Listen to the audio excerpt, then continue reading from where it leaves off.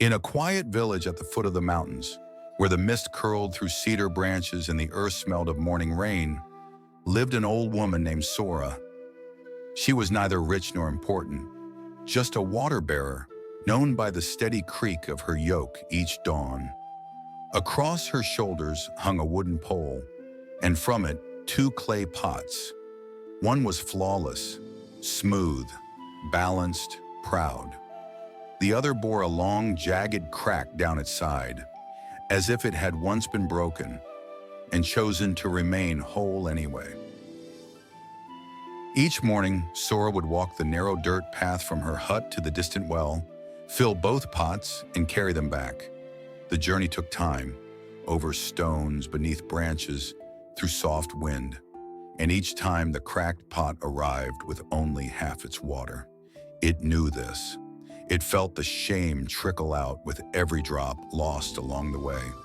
While the perfect pot returned full and proud, the flawed one hung in silence, carrying the quiet weight of its failure. One morning as Sora lifted the yoke once again, the cracked pot trembled on its rope, not from fear, but from sorrow long unspoken. "I am sorry," it said, its voice like dry clay. "Every day you fill me, and every day I fail. Why do you not cast me aside? I am broken. I cannot hold what I was made for." The old woman paused. She did not frown, nor laugh. She simply placed her hand gently against the warm surface of the pot and smiled. A knowing smile that carried something more than kindness. "When we walk back today," Sora said, "I want you to look, truly look, at the path on your side." The cracked pot said nothing. It didn't understand, but it listened. As they made their way home, the morning light spilled through the trees, and for the first time the cracked pot noticed what had been there all along. The side it hung on was lined with wildflowers, delicate, vibrant, dancing in the breeze. On the other side where the perfect pot hung, the path was bare. When they reached the hut, Sora set the pots down and knelt beside the cracked one. "I planted seeds," she said softly, "because I knew your crack would water them." She ran her hand through the petals near the path. "You've brought beauty to this place, not in spite of your flaw, but because of it." The pot was silent, not because it had no words, but because something inside it shifted. Something that had long believed its flaw was a burden, and now saw it was a gift. That evening, the cracked pot sat quietly by the door of the hut. The sun dipped low, casting long golden shadows across the wooden floor. For the first time, it didn't try to hide its crack. It looked at it, truly looked. Could this jagged line be more than a wound? Could it be a window? The pot remembered the flowers, how they swayed, how they leaned toward it. And something changed, not the crack, not the clay, but the way it saw itself. It didn't become perfect, it became proud. Days passed, then weeks, and each morning, the pot no longer dreaded the journey.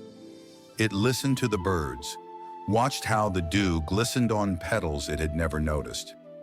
It began to mark time not by how much it lost, but by how much it gave. Even the breeze felt softer, the road more familiar. Every drop that fell was no longer shame, but offering. And though the crack remained, it now carried meaning. It was not just a break, it was a path. Children began to play along the trail, chasing butterflies and picking the blossoms that bloomed beside the water-bearer's path. They didn't know why the flowers grew only there. They didn't ask. But the cracked pot watched them, watched the laughter, the joy, and felt something it had never known. Purpose. It hadn't meant to plant joy. But sometimes joy blooms in the places we leak the most, and that too was enough. One day the road was harder. Clouds gathered. The air was heavy with the promise of rain. Still, Sora lifted the yoke, and the pot swayed with the rhythm of her steps. The cracked pot dripped as always, but now it did so without guilt. The path it watered was muddy, the flowers bowed low, but they still bloomed. Because that's what life does, even in storms. It bends and blooms.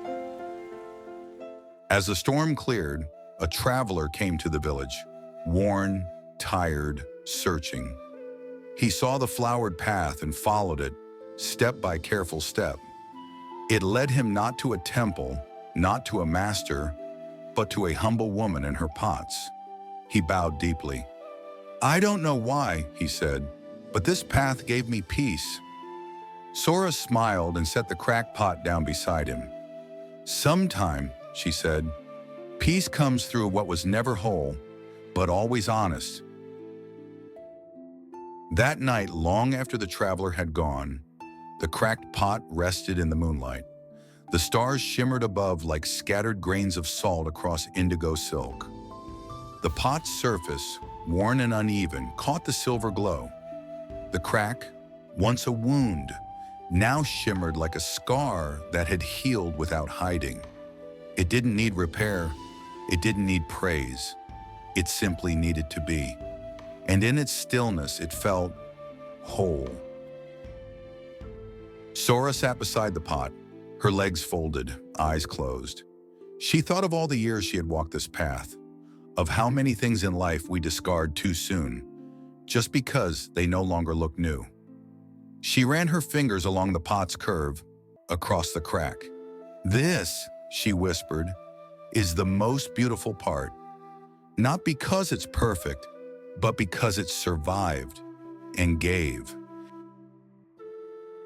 The villagers began to notice how the old woman walked the same road, yet her trail bloomed more than any other. How the children sat beside the pot and listened to her stories. How a simple cracked vessel had become something more, not just a tool, but a teacher. They no longer asked if it would be replaced. They asked how they could carry water too. In time, others began to walk the flower path, each with pots of their own. Some new, some chipped, some mended with gold. And soon the trail was filled not just with blossoms, but with footsteps. And with every step, a quiet truth began to bloom. That what we call broken is often just beginning. Years later, when Sora was gone, the pot remained. Set upon a wooden shelf near the path it once watered, it sat quietly, embraced by moss and memory. The flowers still bloomed, and travelers still paused. No plaque, no name, just a pot with a crack and a legacy carved not by perfection, but by presence, persistence, in the beauty of what leaks light.